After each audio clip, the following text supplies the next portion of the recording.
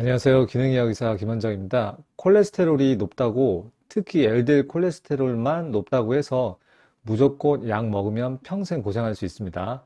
그 이유는 고지혈증 약 부작용 때문입니다. 고지혈증 약은 장기간 복용하거나 평생 먹어야 될 수 있으니 그 부작용도 평생 갈 수 있습니다. 고지혈증에는 동맥경화성 고지혈증과 비동맥경화성 고지혈증이 있습니다. 비동맥경화성 고지혈증일 경우에는 굳이 약을 먹을 필요가 없습니다. 왜냐하면 약을 먹어도 비동맥경화성 고지혈증일 경우 혈관 건강이 좋아지지 않기 때문입니다. 대신에 부작용만 생겨서 먹으면서 평생 고생할 수 있습니다. 리뷰 논문과 구체적인 환자 케이스를 통해서 자세히 알아보도록 하겠습니다. 먼저 리뷰 논문을 보겠습니다. 예. 이 스타틴 치료가 그 저탄수화물 식이할 때 그 LDL이 높은 환자에서 사람들에게는 치료가 이렇게 크게 도움이 안 된다. 이런 내용의 리뷰 논문이 있었습니다. 그래서 아주 중요한 논문이기 때문에 구독자분들도 요거를 잘 알아두시면 좋겠습니다. 아주 중요한 그런 임상적인 고지혈증 약을 먹을 때 중요한 그런 정보를 전달해주고 있기 때문에 요거는 꼭 잘 한번 보시면 좋겠어요. 결국 여기서 강조하는 거는 이제 로우 카보하이드레이트 다이어트, 로캅 다이어트, 이제 약자로는 이제 LCD라고 합니다. 이 LCD를 강조를 하고 이런 LCD를 한 저탄수화물 식이를 한 환자 같은 경우에는 LDL 콜레스테롤이 확 올라갈 수 있거든요.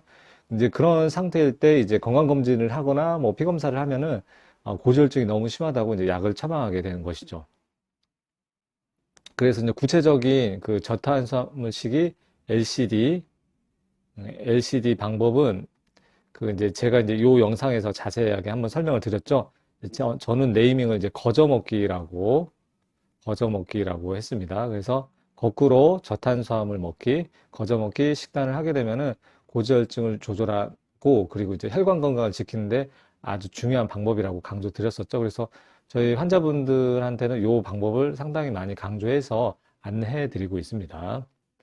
그 리뷰 그 아티클에서 보면은 이 LCD 저탄수화물 식의 결과가 아주 드라마틱하거든요. 그래서 이점으로는 이제 체중이 감소하고 비만도가 줄고요. 그 다음에 염증이 줄고 그리고 스몰 덴스 LDL, 작은 사이즈의 LDL이 줄어든다. 그래서 큰 사이즈의 LDL은 크게 문제가 되지 않는데 작은 사이즈가 많아지게 되면은 이제 혈관에 염증이 있다는 것을 뜻하기 때문에 단순하게 LDL 수치만 볼 것이 아니라 요 스몰 덴스 LDL도 확인을 꼭 하는 게 좋습니다. 요것도 줄어드는 방법이 되겠고요. 그리고 중성지방도 줄어들고 이 중성지방이 또 가장 핵심적인 동맥경화 원인입니다. 그리고 심지어 이 유전적인 요인으로 알려져 있는 리포프로테인 A, LPA가 이제 변형되어 있는 LDL이거든요. 그래서 피를 잘 멈추게 하는 역할을 하는데 그러다 보니까 이제 혈전도 잘 생기게 하는 아주 중요한 요소인데 요것도 어느 정도 줄여주는 효과가 있습니다. 이거 같은 경우는 약으로도 잘 줄어들지 않거든요. 그리고 혈압도 낮아지고 혈당도 낮아지고요. 그리고 정말 중요한 인슐린 수치도 떨어집니다. 그리고 당화혈색소도 감소가 되고 플라즈미노겐 그 액티베이터 이니비션이라고 하는 그런 그 혈전을 유발하는 그런 단백질도 감소를 시키고요. 정말 이게 HDL 올리기가 어렵잖아요. 하지만 이 식이요법을 하게 되면은 HDL도 올라가게 됩니다. 그리고 그 사이즈가 큰 LDL 수치도 올라가게 됩니다. 그래서 전부 다 좋은 엄청나게 건강해지고 혈관이 깨끗해지고 심혈관 질환이 예방할 수 있는 좋은 결과를 나타내는데 딱 단점이 LDL 콜레스테롤이 확 올라간다는 단점이 있습니다. 근데 이런 경우에도 LDL 콜레스테롤이 올라가도 작은 사이즈의 LDL 콜레스테롤이 올라가는 게 아니라 주로 이 큰 LDL 사이즈가 올라가기 때문에 큰 문제가 되지 않습니다. 근데 이제 일반 의사들은 요 LDL 콜레스테롤만 올라갔다고 해서 큰일 날 것처럼 호들갑 떨면서 약을 강하게 엄청나게 처방을 하게 되죠. 또 그 약을 먹고 환자는 엄청나게 고생을 하는 경우가 많습니다.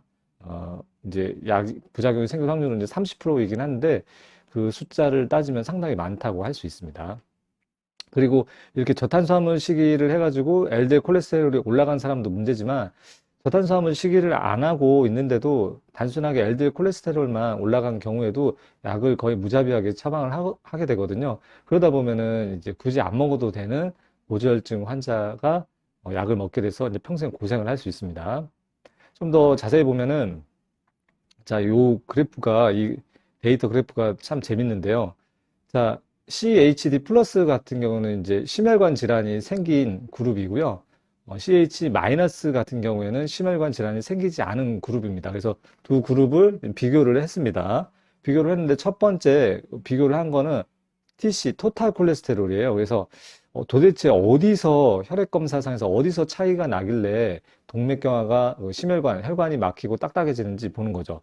그래서 토탈 콜레스테롤은 이게 흰색은 심혈관 질환이 있는 사람, 심혈관 질환이 없는 사람 두 개의 차이가 거의 없잖아요. 예, 그래서 토탈 콜레스테롤 가지고서 혈관 그 구분을 할 수가 없고요. 그 다음에 두 번째는 중성지방 같은 경우에는 아주 의미 있게 차이가 나죠. 그래서 심혈관 질환이 있는 사람은 중성지방이 상당히 높고, 그리고 심혈관 질환이 없는 사람은 중성지방이 상당히 낮은 것을 알 수 있습니다. 그래서 결국에는 이제 중성지방에 의해서 갈린다는 것이죠. 그 다음에 LDL 같은 경우에는 혈관 질환이 있든 없든 간에 별 큰 차이가 없습니다. 네, 그렇게 나오고, 또 하나는 HDL 콜레스테롤 같은 경우에는 심혈관 질환이 없는 사람이 훨씬 수치가 높게 나오고요. 심혈관 질환이 있는 사람은 수치가 낮게 나옵니다. 그래서 여기서도 보면은 알 수 있는 것이, 혈관 질환을 관리하기 위해서는 LDL 콜레스테롤이나 토탈 콜레스테롤로 관리하는 게 아니라 중성 지방을 낮추고 HDL 좋은 콜레스테롤을 높여주는 그런 전략을 구사해야지 혈관이 깨끗해지고 건강해지고 심혈관 질환, 뇌졸중 이런 것들을 예방할 수 있는 것이죠. 그래서 우리가 타겟으로 잡아야 되는 거는 이 중성지방을 어떻게 낮출 것인가, 그리고 HDL을 어떻게 하면 올릴 것인가, 여기에 초점을 맞춰서 치료 전략을 짜야지, 단순하게 LDL 콜레스테롤을 낮추는 약만, 스타틴만 쓴다고 해서 심혈관 질환을 예방할 수 있는 게 아닙니다. 아주 중요한 내용이니까 잘 기억해 두세요. 그래서 LDL이 핵심이 아니라 중성지방하고 HDL을 조절을 해야 된다. 요걸 알고 계셔야 됩니다. 그 다음에 이번에는 그 심혈관 질환 발생에 대해서 이제 두 가지 그룹으로 나눠서 실험을 한 건데요.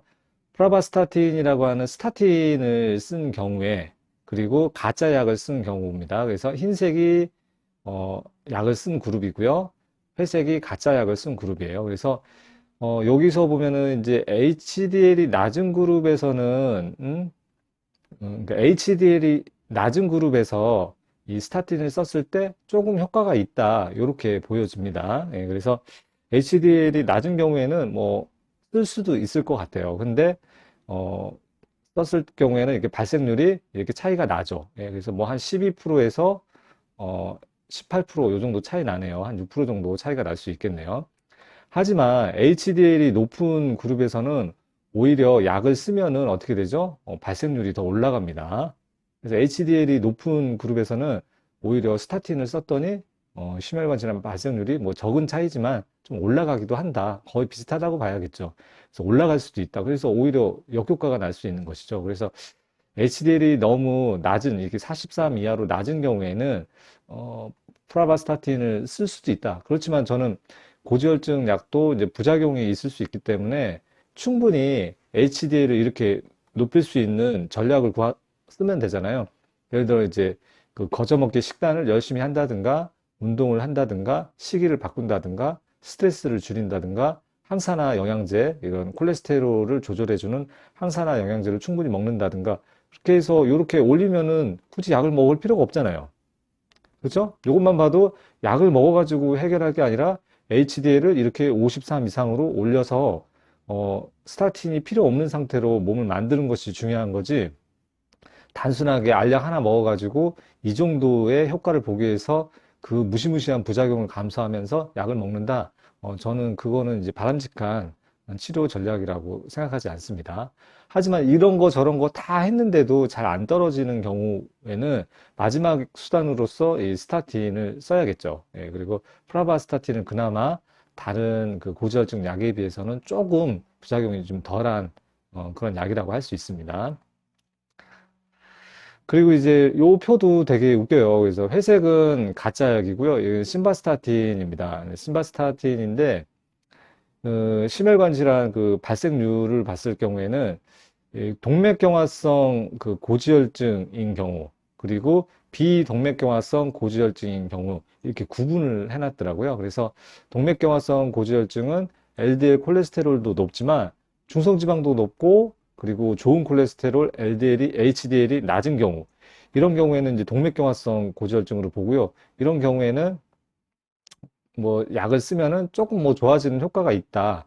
그렇게 나옵니다. 하지만 비동맥경화성 고지혈증, 예를 들어 LDL이 높고 중성지방이 낮고 좋은 콜레스테롤도 엄청 높은 경우, 이런 경우에는 비동맥경화성 고지혈증으로 보는데, 이런 경우에는 약을 써도 그렇게 효과가 없다, 이렇게 나오죠. 그래서 중요한 거는 단순하게 HDL, LDL 수치만 보는 것이 아니라 중성지방하고 HDL을 잘 따져봐야 된다. 그리고 나서 이제 최대한 이 비동맥경화성 고지혈증으로 바꿔주는 노력을 해야지, 단순하게 이런 고지혈증 약을 써가지고 낮춰서 발생률을 낮추는 거는 큰 의미가 없다, 이렇게 볼 수가 있겠습니다.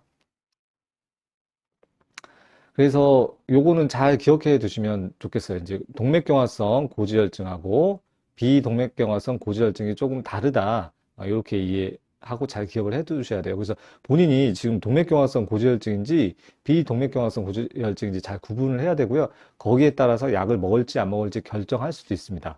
하지만 그 정보만이 완벽한 정보가 아니기 때문에 다른 기타 검사 수치들도 조금 확인을 한 다음에 종합적으로 결정을 하는 것이 좋을 것 같아요. 일차적으로는 이제 둘 다 LDL이 높고요. 그리고 HDL이 낮고 중성지방이 높은 경우에는 이제 동맥경화성 고지혈증으로 보고요. HDL이 높고 중성지방이 낮은 경우에는 비동맥경화성 고지혈증으로 봅니다. 자, LDL은 둘 다 높아요. 근데 좋은 콜레스테롤이 낮고 중성지방이 높은 경우에는 동맥경화성, 좋은 콜레스테롤 HDL이 높고 중성지방이 낮은 경우에는 비동맥경화성 고지혈증이다. 그래서 요거를 잘 구분을 할 줄 알아야 됩니다. 요것만 구분해도 어느 정도 이제 약을 먹을지 말지 이제 가이드라인을 어느 정도 잡을 수는 있습니다.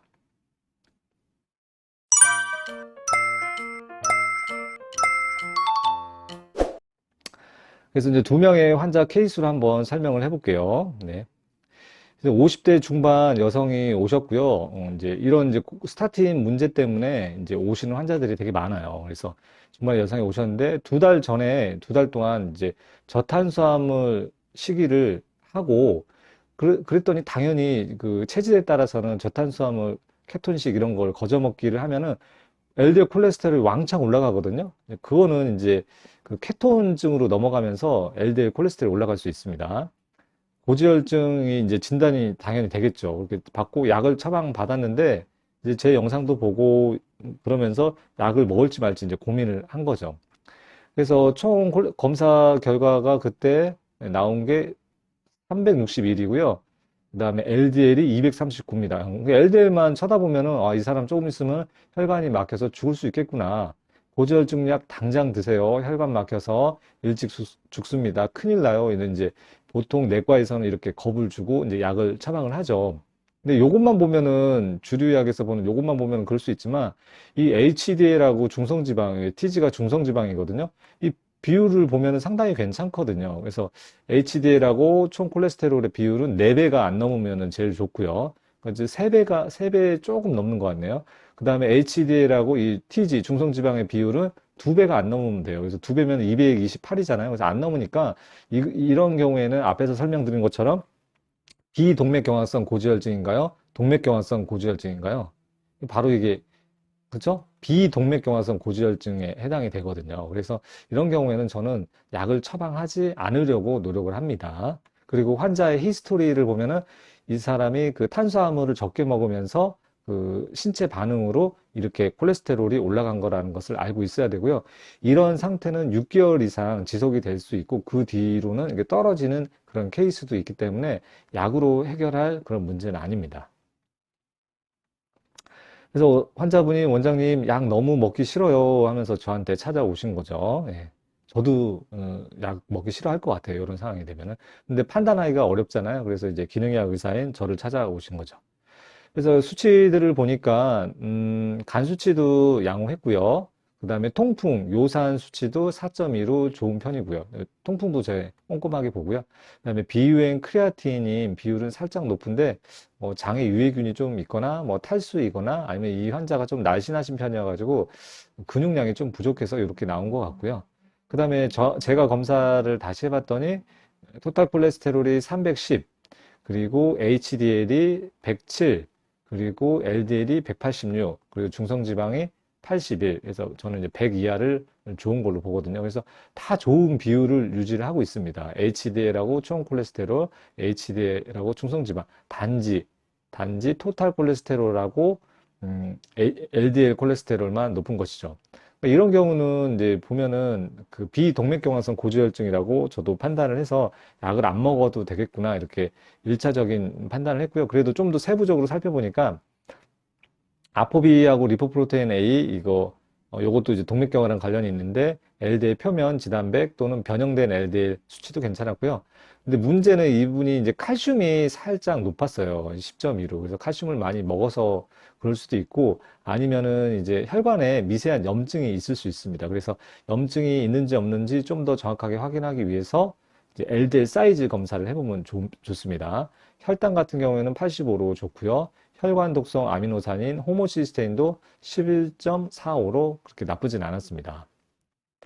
예를 들어 스몰 댄스 LDL 그 LDL 사이즈 검사를 했더니 이 빨간색 여기 빨간색 여기 3번부터 7번까지 여기가 이제 작은 사이즈 LDL인데 작은 게 거의 없어요. 음, 작은 게 거의 없어가지고 아 이분 같은 경우에는 어, 혈관에 염증이 활발하게 일어나고 있는 상태가 아니구나. 큰 LDL 위주로 이렇게 많기 때문에 동맥경화가 진행되고 있는 그런 염증 상태가 아니구나. 이렇게 판단을 해서 굳이 고지혈증 약을 처방하지 않았습니다. 근데 이제 혹시 이제 칼슘이 높고 염증 요인이 있는지 이제 중금속 검사를 한번 체크를 해봤는데 카드뮴이 조금 높게 나왔습니다. 1.2로 좀 높게 나와서 요거에 대해서 이제 음식을 주의하게 했고요. 뭐 제일 좋은 건 이거를 해독을 해가지고 빼주면은 제일 좋습니다. 이거는 이제 일주일에 한 번씩 항산화 켈레이션 치료를 해야지 뺄 수 있는 거기 때문에 이 환자는 이제 거리가 멀어서 진행하지는 않았습니다.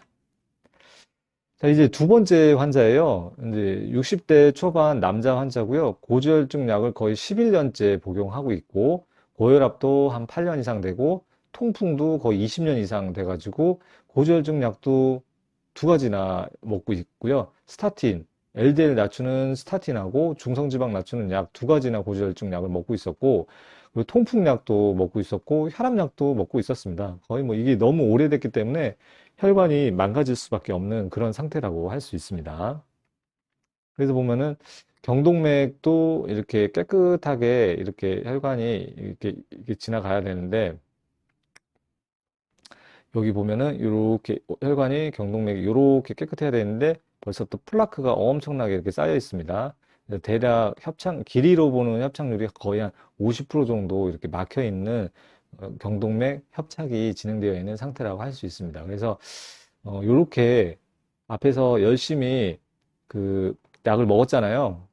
열심히 고지혈증 약하고 혈압 약하고 통풍 약하고 이렇게 약을 열심히 먹었음에도 불구하고 이렇게 동맥경화가 진행되고 있습니다. 그래서 그거는 수치만 일시적으로 낮춰주는 거지 이렇게 혈관을 건강하게 만들지는 못합니다. 그래서 그게 답이 아니라는 거를 잘 알고 계셔야 됩니다. 그리고 이제 혈액 검사를 봤더니 토탈이 149고요. HDL이 49로 좀 떨어져 있는 편이고요. LDL은 68이에요. 약 먹으니까 이렇게 떨어지잖아요. 그럼에도 중성지방 떨어뜨리는 약을 먹는데도 160으로 상당히 수치가 높죠. 이렇게 높은 상태면은 혈관의 염증이 활발하게 일어나고 있는 것이죠. 그렇다고 약을 먹는다고 해서 이게 완벽하게 해결되는 것도 아니고, 그리고 동맥경화는 계속 진행되고 있습니다. 아포비하고 리포프로테인 A는 정상 범위고요. 그다음에 칼슘도 조금 높은 정상입니다. 그리고 철분도 상대적으로 혈청 철도 좀 높아가지고 뭔가 혈관에 칼슘하고 철분이 많은 걸로 봐서는 혈관 속에 염증이 활발하게 일어나고 있다고 이렇게 생각을 할 수 있습니다. 그래서 단순하게 고지혈증 약 먹고 혈압약 먹고 어, 통풍약 먹어서 일시적으로 수치만 떨어뜨릴 게 아니라 근본적인 문제를 해결을 해야 됩니다. 그 이유 중에 하나가 이렇게 중성지방이 이렇게 높다는 얘기는 식이가 엉망일 수밖에 없습니다. 탄수화물을 엄청나게 많이 먹고 있을 가능성이 크고, 과일 같은 그런 과당이 많이 들어있는 음식도 상당히 많이 먹고 있는 것 같아요. 이게 히스토리 테이킹을 해봤더니, 문제를 해봤더니 회식을 엄청나게 자주 하는 그런 라이프 스타일을, 생활 패턴을 보이고 있었습니다. 사이즈를 봤더니 그렇게 센 약을, 고지혈증 약도 엄청나게 복합제로 되어 있는 걸 센 걸 먹었는데도 이렇게 빨간색 영역에 LDL, 작은 LDL이 이렇게 포함되어 있었고요. HDL은 30, 엄청나게 떨어져 있었고, VLDL도 요것도 문제죠. 요것도 그 중성지방이 많은 LDL인데 이 수치도 상당히 높은 것을 알 수 있습니다. 그래서 억지로 약으로 눌러 놓았지만 염증은 혈관 속에서 활발하게 일어나고 있다는 것을 확인할 수 있었습니다. 그래서 이 환자도 약을 먹는 게 문제가 아니라 약도 약이지만 라이프 스타일을 조금 바꿔야죠. 염증을 일으키는 요소들을 찾아가지고 그것들을 해결해 줘야 됩니다. 그리고 통풍은 약을 먹으니까 이렇게 떨어져 있고요. 비유행 크레아틴 비율로 봐서는 이제 장 속에 유해균이 좀 많을 것 같습니다. 장도 해결을 해줘야 됩니다. 이런 경우에는. 그리고 무엇보다도 호모시스테인이 19.95로 상당히 높습니다. 그래서 호모시스테인을 떨어뜨리기 위해서 이제 항산화 영양제를 충분히 보충을 하고 수액 치료도 해야 될 것 같습니다. 열심히 이제 치료하고 있습니다, 지금. 그리고 또 눈에 띄는 거는 중금속 검사를 했더니 수은이 엄청나게 높습니다. 7.8로 상당히 높게 나왔고요. 그리고 이제 납도 이렇게 넘어가기 직전 수치까지 상당히 높습니다. 그래서 중금속에 의해서 몸에 활성산소가 많이 발생을 하고 혈관이 좁아지고 있다는 것을 알 수 있죠. 그 다음에 이제 해독을 하면서 소변 중금속 검사를 했더니 엄청나게 중금속이 많이 나오고 있었습니다. 안티몬, 비소순, 카드뮴, 납, 알루미늄 잔뜩 이렇게 나오고 있는 것을 알 수 있었죠. 그래서 꾸준한 해독이 필요한 그런 상태였습니다. 그래서 관상동맥 그 심장 위험률은 LDL이 가장 중요한 게 아니라 거의 꼴찌라고 지난번에도 말씀드렸죠. 위험률이 가장 높은 거는 이제 당뇨, 인슐린 저항성, 대사증후군, 고혈압, 비만, 흡연, 중성지방, 아포비 이런 것들을 관리를 해야지 단순하게 LDL 콜레스테롤만 낮춘다고 해서 관상동맥, 혈관이 건강해지는 걸 아니라는 것을 다시 한번 강조드립니다. 그래서 LDL 콜레스테롤에 집착하지 마시고 이 위쪽 부분을 훨씬 더 중요하니까 여기에 집중하고 관리하는 데 초점을 맞추시길 바라겠습니다. 그래서 이런 것들을 한 방에 해결하는 방법이 대부분 그 앞에 말씀드린 위험 요인들을 한 방에 해결하는 방법이 이 거저먹기 식사 방법이었죠. 그래서 이 영상을 보시고서 혈관 건강, 콜레스테롤 건강을 위해서 식이요법을 어떻게 해야 될지 알고 싶은 분은 이 영상을 꼭 보시고 실천하시길 바랍니다.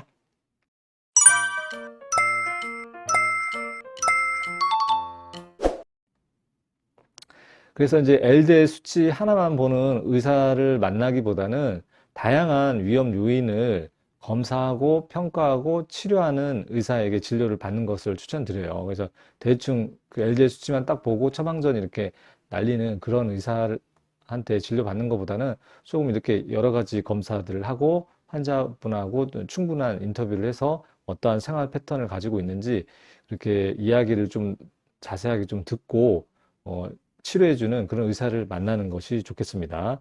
아마 이제 그런 의사 만나기가 쉽진 않을 거예요. 근데 이제 기능의학 진료를 하는 의사 중에서 찾아볼 수 있는데 또 기능의학 의사 중에서도 꼭 다 그런 건 아닙니다. 그래서 기능의학 의사도 그 중에서도 이제 스타틴을 무조건적으로 맹신하지 않는 그런 의사를 찾아가야 합니다.